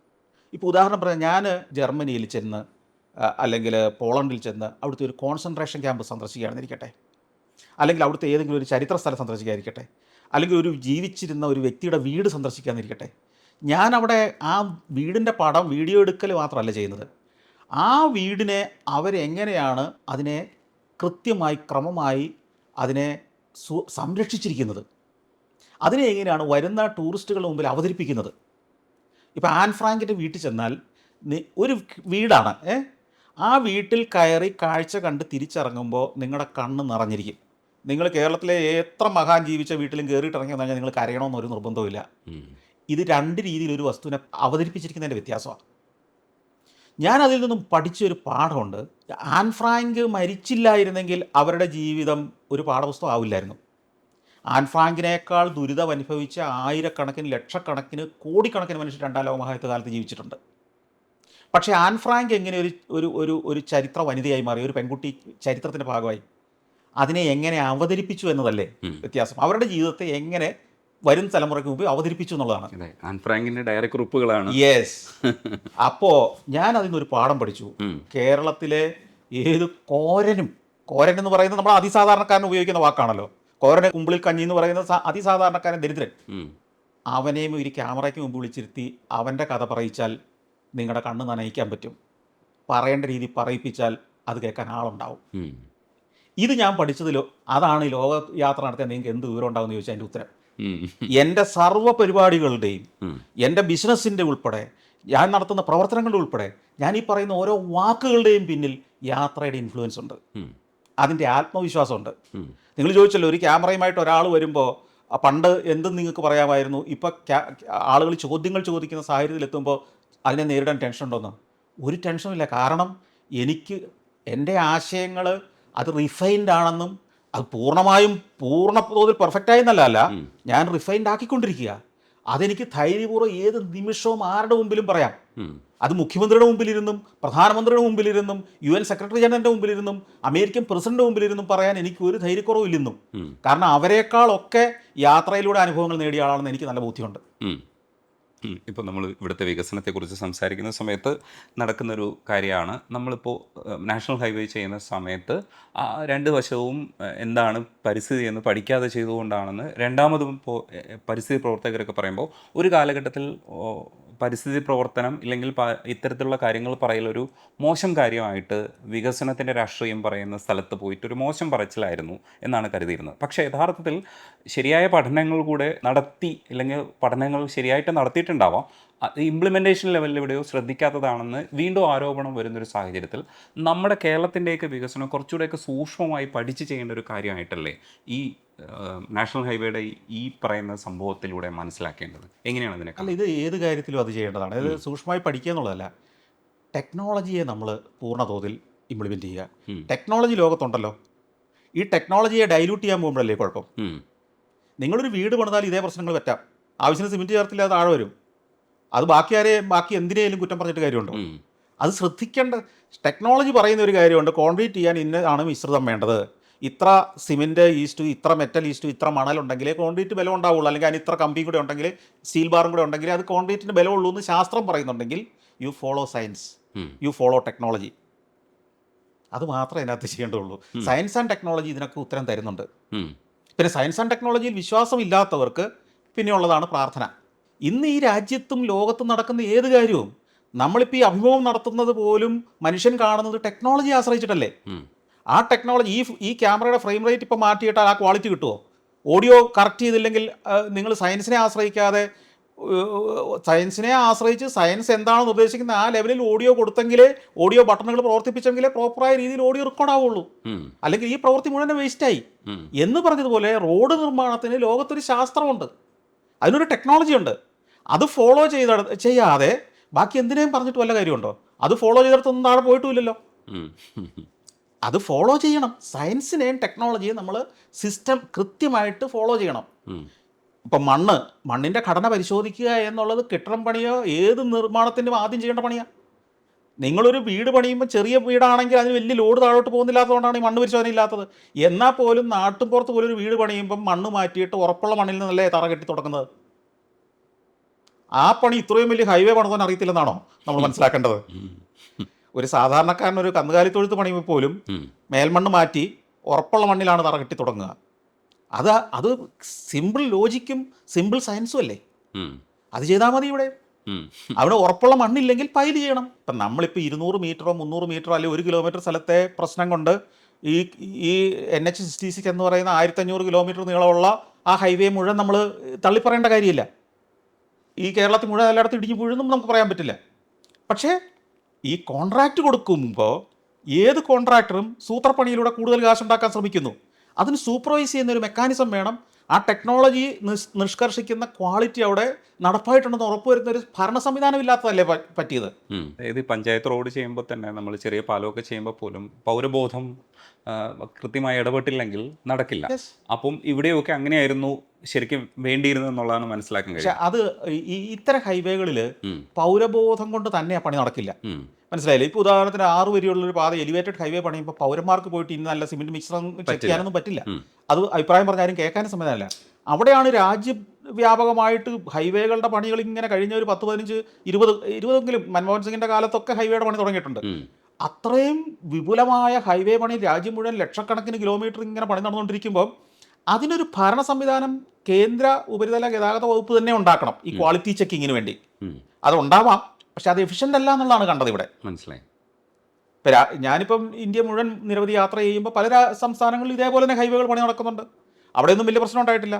അവിടുത്തെ കോൺട്രാക്ടർ അതേ മാനദണ്ഡം ഉപയോഗിച്ച് ഇവിടെ പണിതപ്പോഴായിരിക്കണം പ്രശ്നം വന്നിട്ടുണ്ടാവുക. തീർച്ചയായിട്ടും. നമ്മുടെ ചെളിപ്പാടത്തിനകത്തൂടെ ഉത്തർപ്രദേശിലെ ചെമ്മണ്ണ് പാതയിലൂടെ പണിയുന്ന അതേ ടെക്നോളജി അതേ ലാഘവത്തോടെ ചെയ്തപ്പോൾ ഉണ്ടായ പ്രശ്നമാണത്.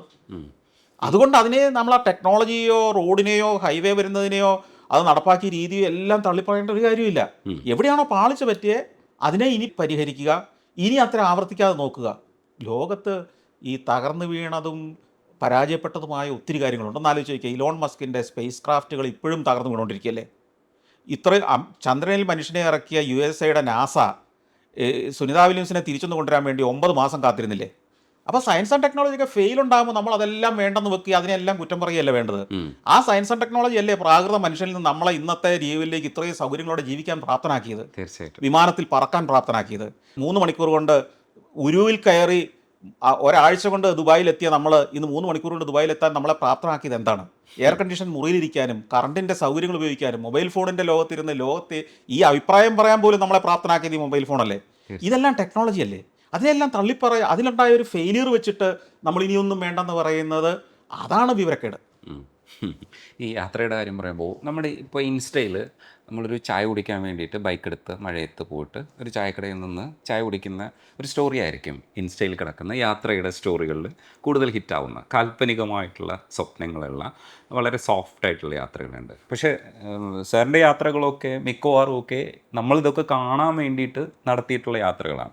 അതല്ലാതെ ഈ കുടുംബത്തോടൊപ്പം നടക്കുന്ന യാത്രകളുണ്ടെങ്കിലും ഇത്തരം വളരെ ലൈറ്റായിട്ടുള്ള ഭയങ്കര സോഫ്റ്റായിട്ടുള്ള യാത്രകൾ നടത്താറുണ്ടോ? ഇപ്പോൾ അവസരം ഉണ്ടാവില്ല. ഇപ്പോൾ ആളുകൾക്ക് തിരിച്ചറിയുന്നതുകൊണ്ട് നമുക്ക് ചിലപ്പോൾ അത്തരത്തിൽ പോയി ഒരു ഗ്രാമീണ ചായക്കടയിൽ നിന്ന് ചായ കുടിക്കുന്നതിനൊക്കെ ചില റെസ്ട്രിക്ഷൻസ് ഒക്കെ ഉണ്ടാവുമായിരിക്കാം. പക്ഷേ എങ്കിലും അത്തരത്തിലുള്ള സ്ലൈറ്റായിട്ടുള്ള യാത്രകളെക്കുറിച്ച് ചിന്തിക്കാറുണ്ടോ ഈ വലിയ യാത്രകൾക്കപ്പുറത്തേക്ക്?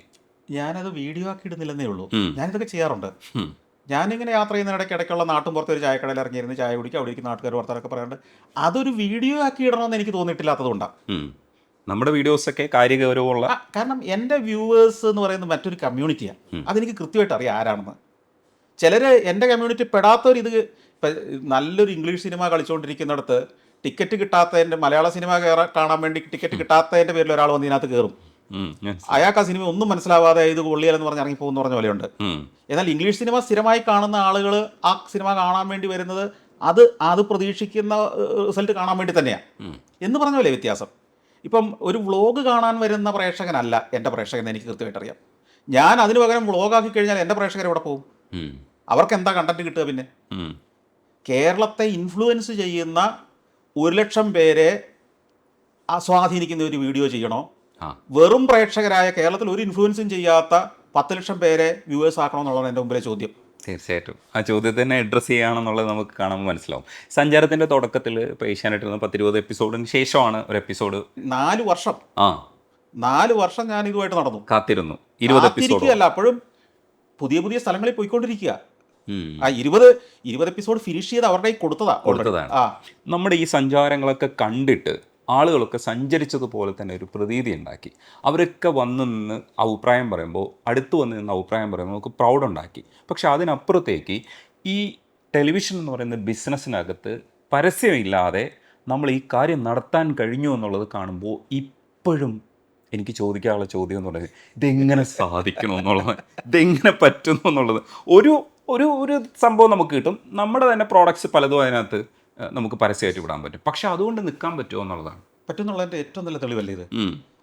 ഞാൻ പറയുന്നു, രജനീഷ് ഒരാഴ്ച എൻ്റെ കൂടെ ഇവിടെ നിന്നാൽ ഇതിൻ്റെ ടെക്നിക്ക് മനസ്സിലാക്കാം. അത്ര സിമ്പിളാ, അത്ര സിമ്പിളാ.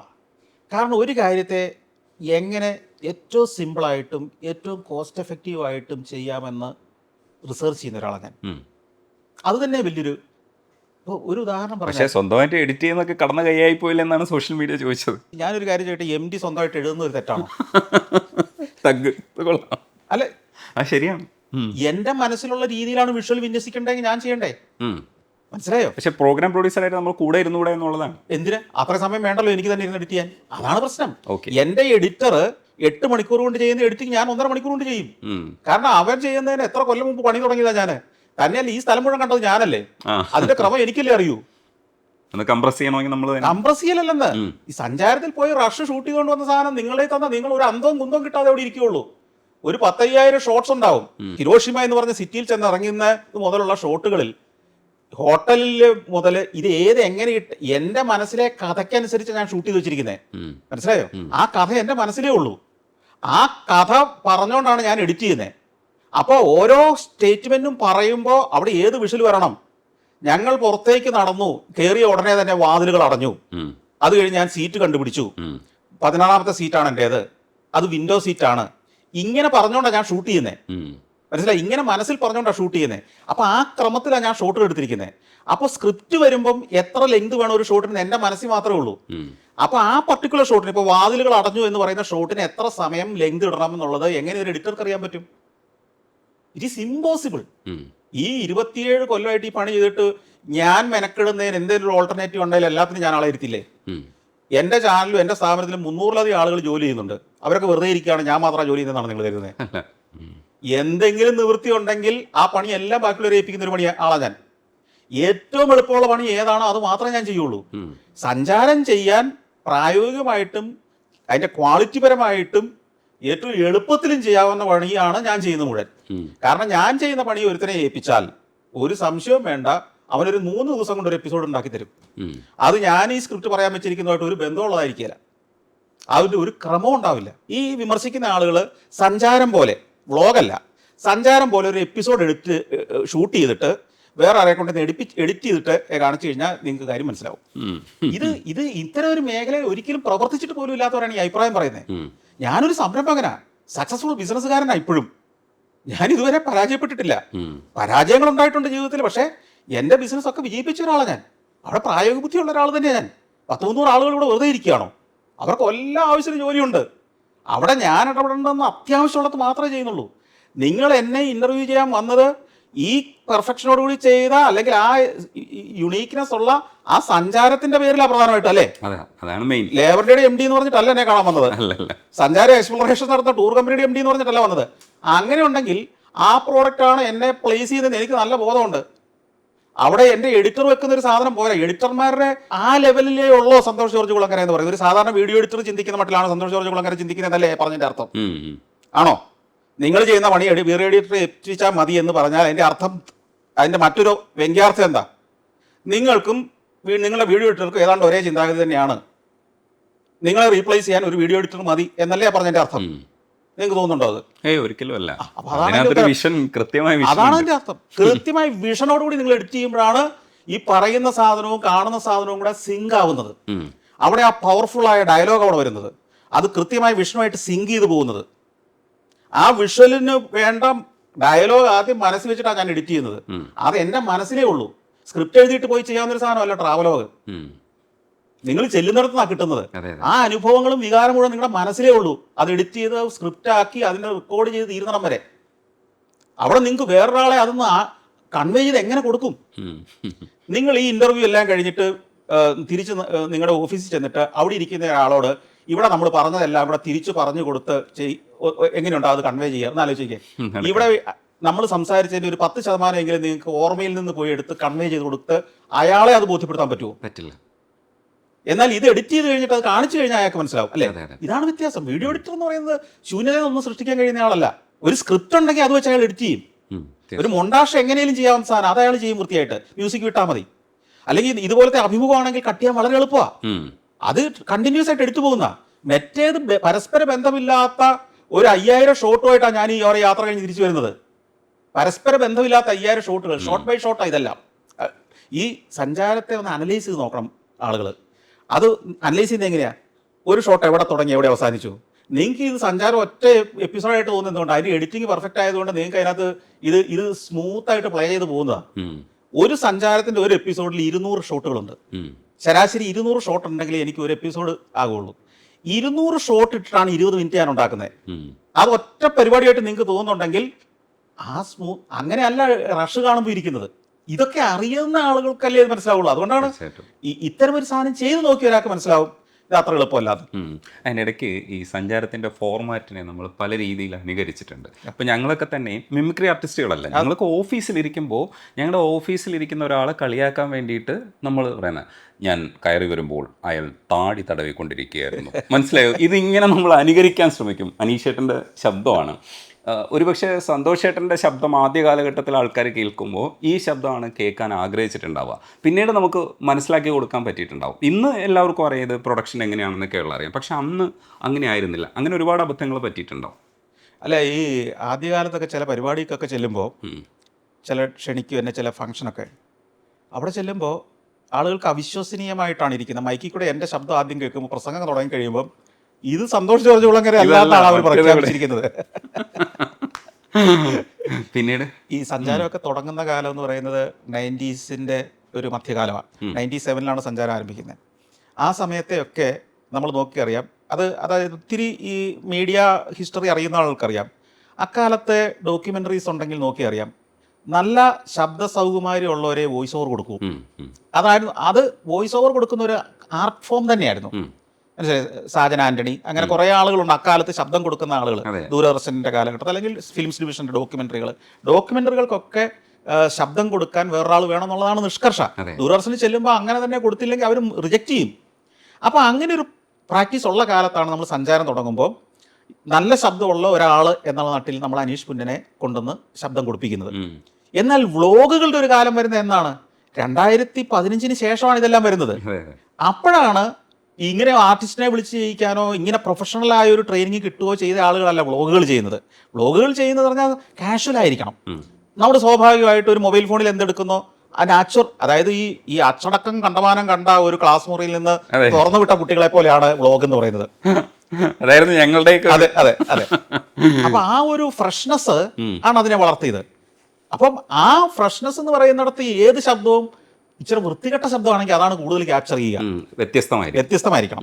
അതായത് വൃത്തിയുള്ളത് വൃത്തിയില്ലാത്തെന്ന് പറഞ്ഞാൽ കമ്പാരിറ്റീവ്ലി മറ്റേ പഴയ മാനദണ്ഡം അനുസരിച്ച് ഞാൻ പറയുന്നത്. അപ്പോൾ അതുവരെ ഈ ശബ്ദമായിരുന്നു സഞ്ചാരത്തിന്റെ മുഖം. ഞാനെപ്പോഴും ഇഷ്ടപ്പെടുന്ന കാഷ്വൽ സൗണ്ട്. അതുകൊണ്ടാണല്ലോ സഞ്ചാരിയുടെ എയർക്കുറിപ്പ് സഞ്ചാരത്തെക്കാൾ വ്യൂവർഷിപ്പ് ഉള്ള സഞ്ചാരിയുടെ എയർക്കുറിപ്പിനാണ്. കാരണം അത് സ്വാഭാവികമാണ്, നാച്ചുറൽ ആയിട്ട് ഒരാൾ പറയുന്നതാണ്. പിന്നെ അതിനിടയ്ക്ക് ഞാൻ കേരള സ്റ്റോറി എന്ന് പറഞ്ഞ പരിപാടി ചെയ്തിട്ടുണ്ട്. അത് എൻ്റെ ശബ്ദത്തിൽ തന്നെ വോയിസ് ഓവർ കൊടുത്തേ. അവിടെ ആർക്കും പ്രശ്നമില്ല. പക്ഷെ സഞ്ചാരം എന്ന് പറയുന്നതിന് ഓൾറെഡി ഇതിൻ്റെ ഈ പറഞ്ഞൊരു കമ്മ്യൂണിറ്റി ഉണ്ട്. സ്ഥിരമായി കണ്ടുവരുന്നവർക്ക് നമ്മുടെ പൊതുബോധത്തിൽ ചില കാര്യങ്ങൾ പതിഞ്ഞു കിടക്കുന്നുണ്ട് ഇല്ലേ?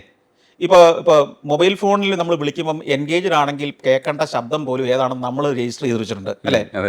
നിങ്ങൾ വിളിക്കുന്ന കസ്റ്റമർ ഇപ്പോൾ തിരക്കിലാണ്.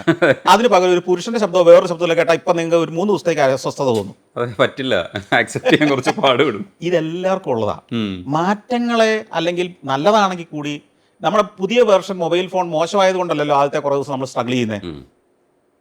മറ്റേതായിരുന്നു കുറച്ചുകൂടെ നല്ലതെന്ന് ഒരു 3-4 ദിവസത്തേക്ക് നമുക്ക് തോന്നും അല്ലേ? ഐഫോണിന്റെ തന്നെ പുതിയ വർഷം വരുമ്പോഴും ഇതേ പ്രശ്നം വരും. ആ ടാബൊക്കെ കുറച്ചുകൂടെ നല്ലത് മറ്റേതായിരുന്നു തോന്നും. പക്ഷെ ഒരു മാസം കഴിയുമ്പോഴോ ഇത് നമ്മൾ അതിന്റെ ഫീച്ചേഴ്സ് മനസ്സിലാക്കുകയും അതിൽ ഇൻവോൾവ് ചെയ്യുകയും ചെയ്ത് കഴിയുമ്പോൾ നമ്മൾ അതിലേക്ക് പൊരുത്തപ്പെടും. എല്ലാ ടെക്നോളജി അങ്ങനെ ആയിരുന്നില്ലേ? എല്ലാ കാലവും അങ്ങനെ ആയിരുന്നില്ലേ? മനുഷ്യന്റെ ചരിത്രം ഒരു 5000 കൊല്ലം മുമ്പ് എടുത്തു കഴിഞ്ഞാൽ എല്ലാം അങ്ങനെ ആയിരുന്നില്ലേ? മാറാൻ എവിടെയും മടിയായിരുന്നില്ലേ? മാറിക്കഴിഞ്ഞ് അതിൻ്റെ സുഖസൗകര്യങ്ങൾ അനുഭവിക്കാൻ തുടങ്ങി കഴിഞ്ഞപ്പോൾ ആ മാറ്റത്തെ നമ്മൾ സ്വീകരിച്ചില്ലേ? എന്നിട്ട് അഭിമാനത്തോടെ പറഞ്ഞില്ലേ ഞങ്ങൾ ആ മാറ്റം കൊണ്ടുവന്നതെന്ന്? ഈ മാറാൻ മടിയുള്ളവൻ തന്നെയാണ് ഈ പറയുന്നത് ഈ മാറ്റം എല്ലാം കൊണ്ടുവന്നത് ഞാനാന്ന്. കേരളത്തിന്റെ ചരിത്രം എടുത്താലും അങ്ങനെ തന്നെയല്ലേ? തീർച്ചയായും ഏത് മാറ്റത്തെ നമ്മൾ എതിർക്കും, പക്ഷെ മാറി അത് വിജയമാണെന്ന് കണ്ടു കഴിയുമ്പോൾ അതിന്റെ എല്ലാ അവകാശം നമ്മളാണെന്ന് പ്രഖ്യാപിക്കുകയും ചെയ്യും. അപ്പൊ സഞ്ചാരത്തിലും ഇതേ പ്രശ്നങ്ങളുണ്ട്. അത് ഈ പറഞ്ഞ 27 കൊല്ലം മുമ്പത്തെ ആ സിസ്റ്റത്തിൽ നിന്ന് മാറാൻ നമ്മുടെ പ്രേക്ഷകർ ഇപ്പോഴും തയ്യാറല്ല. ഞാൻ ഇടയ്ക്ക് ശബ്ദം മാറ്റി നോക്കുമ്പോഴും ഒക്കെ ആളുകൾ മറ്റേ ശബ്ദം തന്നെ മതി. ഇടയ്ക്ക് സന്തോഷേട്ടൻ തന്നെ കൊടുത്തിട്ടില്ലേ? അത് അനീഷിന് എന്തെങ്കിലും അസുഖമൊക്കെ വന്നപ്പോഴോ അല്ലെങ്കിൽ അസൗകര്യം വന്നപ്പോഴോ ഒക്കെ ഉള്ളൂ. സഞ്ചാരത്തിൽ ഞാൻ അധികം വേറെ വലിയ പരീക്ഷണങ്ങൾ നടത്തിയിട്ടില്ല. അതിന്റെ കാര്യം ഇതാണ്, ആളുകൾക്ക് ഈ പ്രേക്ഷകർ തന്നെ അതിനകത്ത് പറയുന്നത് സഞ്ചാരത്തിന്റെ ഒരു സിഗ്നേച്ചറായിട്ട് ആ ശബ്ദത്തെ ആളുകൾ സ്വീകരിക്കുന്നുള്ളതാണ്. അതെങ്കി മാറ്റണ്ട, നമ്മൾ സമ്മതിക്കൂല.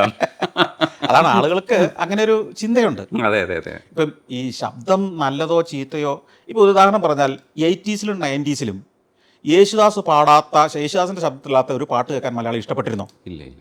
ഇന്നോ അങ്ങനെ ഒരു വാശിയുണ്ടോ? ഒരു വാശിയില്ല. അത്രേ ഉള്ളൂ കാര്യങ്ങളൊക്കെ. നമ്മൾ സിമ്പിളാണ്. അതെ, നമുക്ക് ഇപ്പോൾ ഹസ്കി ആയിട്ടുള്ള വോയിസുകളാണ് കൂടുതൽ സിനിമകൾക്ക് ഉപയോഗിക്കുന്നതും ഇഷ്ടപ്പെടുന്നതും. ഇപ്പോൾ സന്തോഷേട്ടൻ്റെ ലൈഫിൽ ഇപ്പോൾ സ്വകാര്യ യാത്രകൾ ഉണ്ടാവും. ഈ സ്വകാര്യ യാത്രകൾ ഈ ആദ്യ കാലഘട്ടത്തിലൊക്കെ ഷൂട്ട് ചെയ്തിട്ടുണ്ടാവും, പിന്നീട് ഷൂട്ട് ചെയ്യുന്നതിൻ്റെ ബുദ്ധിമുട്ട് മനസ്സിലാക്കിയിട്ടുണ്ടാവും. എനിക്ക് ഷൂട്ടിംഗ് ഒരിക്കലും ബുദ്ധിമുട്ടല്ല. വീട്ടുകാർക്ക് ബുദ്ധിമുട്ടുണ്ടായെങ്കിലേ ഉള്ളൂ എന്നുള്ള വിചാരിച്ചിട്ട് ഞാൻ ചില യാത്രകളിലൊന്നും അല്ലെങ്കിൽ സ്വകാര്യ യാത്രകളിലൊന്നും ഞാനത് ഇപ്പോൾ ഉദാഹരണത്തിന് അതിന്റെ പർപ്പസ് എന്തെന്നുള്ളതാണ്. ഇപ്പം ഞാൻ സഞ്ചാരത്തിന് ഷൂട്ട് ചെയ്യുന്ന പോലെ പോകണമെങ്കിൽ അതിനുവേണ്ടി ഞാൻ പ്രിപ്പയർഡ് ആയിരിക്കണം. അവിടെ കുറേ സ്ട്രെയിൻ ഉണ്ട്. ഇപ്പം നമ്മളൊരു ഫാമിലി ആയിട്ടുള്ള യാത്രയോ സ്വകാര്യ യാത്രയോ അങ്ങനെ സ്ട്രെയിൻ എടുത്ത് പോകേണ്ടതാണോ എന്നുള്ളതാണ് ചോദ്യം.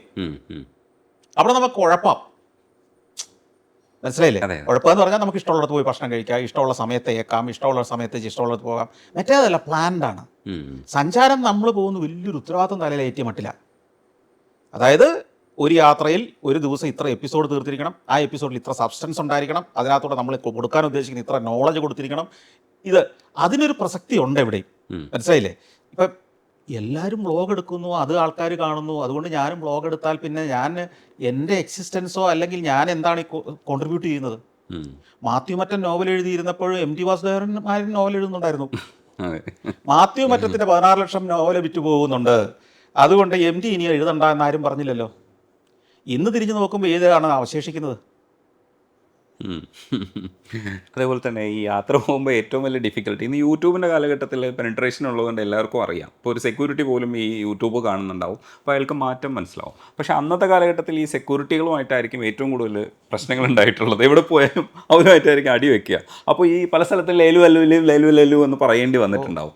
ആ സ്പേസിലൊക്കെ രക്ഷപ്പെടുന്ന വരുന്നത് വരെ നമുക്ക് ഈ ഫുട്ടേജ് നഷ്ടപ്പെടരുതെന്നുള്ളൊരു ആശങ്ക ഉണ്ടാവുമല്ലോ. അവിടെ കാല് പിടിക്കാനും നമ്മൾ തയ്യാറാണ്, കാരണം നമ്മുടെ ഫുട്ടേജാണ് നമ്മുടെ കയ്യിലേക്ക്. അത് റീക്രിയേറ്റ് ചെയ്യാനും പറ്റില്ല, രണ്ടാമത് എടുക്കാൻ പറ്റില്ല. ചില സ്ഥലത്തൊക്കെ നഷ്ടപ്പെട്ടിട്ടുണ്ടാവും. അപ്പോൾ വരുന്നൊരു സംഘർഷം ഉണ്ടല്ലോ മനസ്സിന്, അതെങ്ങനെയാവും അവിടെ ഓവർകം ചെയ്ത്? അന്നത്തെ ഏറ്റവും വലിയ സംഘർഷം എന്തറിയോ? കൂറ്റൻ ക്യാമറയായിട്ടാണ് നമ്മൾ ഈ തെരുവിൽ കൂടെ നടക്കുന്നത്. വലിയ ക്യാമറാസ് ആയിരുന്നു. വലിയ ക്യാമറയല്ലേ, മനുഷ്യന് ഇമാജിൻ ചെയ്യാൻ പറ്റുമോ? ഈ മൊബൈൽ ഫോണിലോ അല്ലെങ്കിൽ ചെറിയ ഒരു ഗോപ്രോ പോലൊരു ക്യാമറയിലോ അല്ല, അല്ലെങ്കിൽ ഇതേപോലത്തെ ഒരു SLR ക്യാമറയോ DSLR ക്യാമറയോ ഒന്നും അല്ല. ഹ്യൂജ് ക്യാമറയായിട്ട് ഒരു മനുഷ്യൻ തെരുവിൽ കൂടെ നടന്നാലത്തെ സ്ഥിതി എന്താ? അയാളായിരിക്കില്ല ആ തെരുവിലെ മുഴുവൻ അട്രാക്ഷൻ. അയാൾ എങ്ങോട്ട് തിരിഞ്ഞാലും നാട്ടുകാരെ കടക്കാരെല്ലാം നോക്കണം. പ്രത്യേകിച്ച് 90s-ലും 2000-ന്റെ ആദ്യകാലത്തും ഒക്കെ 2010 വരെ വലിയ ക്യാമറയായിരുന്നു. 2010 ശേഷമാണ് ഫുൾ HD ഉള്ള ചെറിയ കോമ്പാക്ട് ക്യാമറകളിലേക്ക് ഞാൻ തിരിഞ്ഞത് തന്നെ. അപ്പോൾ പോലും അത് ശ്രദ്ധാകേന്ദ്രമാണ്. മനസ്സിലായില്ലേ? മിനി DV ആണെങ്കിലും അത് DVക്ക് അത്യാവശ്യം വലിപ്പമുണ്ടല്ലോ. അതുമായിട്ട് ഒരാൾ ബസ്സിൽ നിന്നാന്ന് ആലോചിക്കേ. എല്ലാവരും യാത്ര ചെയ്യാൻ വേണ്ടി ബസ് നിൽക്കുന്നു, ഒരുത്തിന് ഈ ക്യാമറ ഓൺ ചെയ്ത് ബസ്സിൽ നിൽക്കുന്നു. എന്തായിരിക്കും അവിടുത്തെ ഉണ്ടാകുന്ന പ്രതികരണം? ഒന്ന് നമ്മുടെ നാട്ടിലാണെങ്കിൽ KSRTC ബസ്സിൽ നമ്മളെല്ലാവരും യാത്ര ചെയ്ത് ഇരുന്ന് പോയി യാത്ര ചെയ്യുന്നു, ഒരുത്തൻ ക്യാമറയായിട്ട് ഏറ്റു നിൽക്കുന്നു. അവിടെ കഥ മാറിയോ? ഇതെല്ലാ നാട്ടിലും പരിഷ്കൃത അല്ലെങ്കിൽ കുറേയും കൂടി അഡ്വാൻസ് സമൂഹത്തിൽ അതിലേറെ ഇമ്പാക്റ്റ് ഉണ്ടാക്കുന്ന ഒരു കാര്യമാണ്. അവിടെ നമ്മളൊരു നോട്ടപ്പുള്ളിയോ ക്രിമിനലോ ആണ്, നമ്മുടെ സ്വകാര്യതയിലേക്ക് ഇടിച്ചു കയറിയ ഒരുത്തനാണ്. അവിടെ എല്ലാവരെയും പ്ലീസ് ചെയ്യണം. ബസ്സിൽ നമ്മൾ ആദ്യം ക്യാമറ എന്ന് എടുത്ത് പോക്കും, അപ്പോൾ എല്ലാവരും ശ്രദ്ധിച്ചിട്ട് നമ്മൾ ഷൂട്ട് ചെയ്യാൻ പോകുകയാണെന്നുള്ളൊരു മെസ്സേജ് കൊടുക്കും. അപ്പോൾ എന്നിട്ട് എല്ലാവരുടെയും മുഖത്തും നോക്കും. എങ്ങനെയാണ്? ചിലർ മൈൻഡ് ചെയ്യാതെ പുറത്തേക്ക് തന്നെ നോക്കിയിരിക്കും, നമ്മളെ നോക്കിയിട്ട് അങ്ങ് നോക്കിയിരിക്കും. അപ്പോൾ നമുക്കൊരു പോസിറ്റീവതാ, അവനിത് മൈൻഡ് ചെയ്യുന്നില്ല. ചിലർ നമ്മളെ തുറച്ചു നോക്കും. അപ്പം നമ്മൾ അവരുടെ അടുത്തേക്ക് ചെല്ലും, ഞാനിങ്ങനെ ട്രാവലോ ചെയ്യാം, ഞാൻ ബസ്സിൻ്റെ ഒരു ഷോട്ട് എടുത്തോട്ടെ, നിങ്ങൾക്ക് അസൗകര്യം ഉണ്ടോ എന്ന് ചോദിക്കും. അപ്പോൾ അവർ ചിലർ അസൗകര്യം പറഞ്ഞാൽ നമ്മളത് വേണ്ടാന്ന് വെക്കും, ചിലർ എന്ന് പറയും, നമ്മളെടുക്കും. ചിലർ ഈ സഞ്ചാരം തന്നെ കണ്ടിട്ട് നമ്മുടെ പ്രേക്ഷകർ ചിലപ്പോൾ ചോദിക്കാറുണ്ട്, ഇങ്ങനെ തെരുവ് ബസ്സിൽ നിങ്ങൾ നാട്ടുകാരുടെ ഷോട്ട് എടുക്കുന്നത് ശരിയാണോ? ഇത് വ്ലോഗ് പോലെ നമ്മൾ ചെന്ന് ചോദിക്കുന്നൊന്നും വീഡിയോ ഷൂട്ട് ചെയ്യുന്നില്ലെന്നേ ഉള്ളൂ. ഇതൊക്കെ നമ്മൾ ചോദിച്ചിട്ടാണ് എടുക്കുന്നത്. ഇല്ലെങ്കിൽ കേസാവില്ലേ? ആ നാട്ടിൽ നിന്ന് പോരാൻ പറ്റുമോ? അവരൊക്കെ ഈ പറഞ്ഞ പോലെ തന്നെ അവരുടെ അവകാശങ്ങളെ കുറിച്ച് നല്ല ബോധമുള്ളവരാ. അപ്പം ഈ പറഞ്ഞ സെക്യൂരിറ്റികളോടും പൊതുഗതാഗത സംവിധാനത്തിലെ ഡ്രൈവർമാരും കണ്ടക്ടർമാരും വരെയുള്ളവരോടും നാട്ടുകാരോടും ചായക്കടക്കാരോടും കയറുന്ന റെസ്റ്റോറൻറ്റിലെ ജോലിക്കാരോടും ഒക്കെ ഈ പറഞ്ഞ അയ്യോ പാവയെ പറഞ്ഞ് കാലെ പിടിച്ചോ കയ്യെ പിടിച്ചോ ഒക്കെയാണ്. വഴക്കുണ്ടാക്കിയിട്ടൊന്നും ഒരു കാര്യമില്ലല്ലോ അവിടെ. അങ്ങനെ തന്നെയാണ് ഷോട്ടുകളെല്ലാം എടുക്കുന്നത്. അപ്പം ഞാൻ ഈ വാഗ്ദാനങ്ങളൊക്കെ വീഡിയോയിൽ റെക്കോർഡ് ചെയ്ത് വെച്ചിട്ടുണ്ടല്ലോ. അതൊക്കെ ഓർക്കുക മാത്രമല്ല, ഒരു കാര്യമുണ്ട്, ഇതിൽ ഇനീഷ്യേറ്റീവ് എടുക്കേണ്ട നിങ്ങളാ. അതെ അതെ അതെ, ഞാൻ ഇടയ്ക്കിടയ്ക്ക് ഈ രണ്ട് കാര്യം ഞാൻ ഓഫർ വന്നിട്ടുണ്ട്, നിങ്ങൾ ഇനീഷ്യേറ്റീവ് എടുക്കണം. അവിടെയാണ് നിങ്ങളുടെ മിടുക്ക്. അതെ അതെ, അതെന്തായാലും നടപ്പാക്കി എടുക്കും. ശരി, നന്ദിയുണ്ട്. തകർക്കും. Thank you. Thank you.